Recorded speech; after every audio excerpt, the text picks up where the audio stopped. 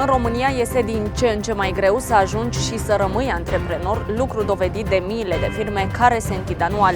Apartenența la un grup al oamenilor de afaceri care să se ajute între ei și să beneficieze de suport este un must-have. Astfel, grupul antreprenorilor din România se transformă într-un club select care va avea și marketplace.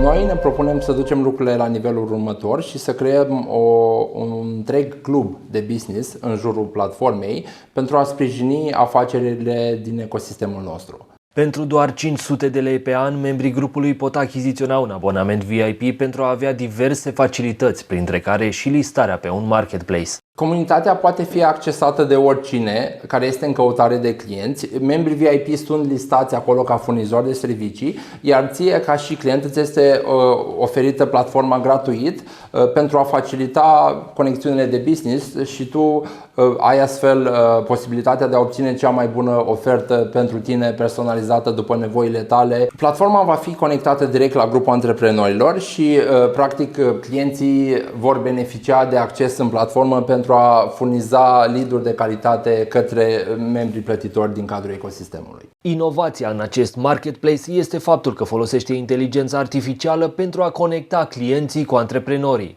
Acesta va avea implementat un AI care va facilita căutarea mai simplă a serviciilor afacerilor de care aveți nevoie, iar acesta va lista toate afacerile cu acele servicii specifice. Antreprenorii sunt încântați de acest club și așteaptă cu nerăbdare lansarea marketplace-ului. Când am văzut acest abonament am știut că este go, trebuie să le iau neapărat, deoarece aduce foarte multe oportunități.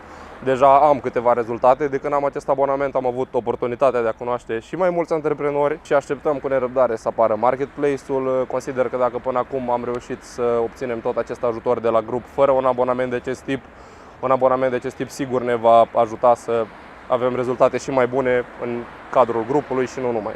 Chiar mă încântă ideea de a achiziționa abonamentul pentru a duce interacțiunea la alt nivel. Aștept implementarea marketplace-ului pentru a cunoaște și mai mulți antreprenori din România, am prezentat ideile și în același timp a dezvolta noi relații de colaborare. Marketplace-ul se va lansa în perioada următoare, iar cei care au achiziționat abonamentul VIP vor avea un avantaj de poziționare.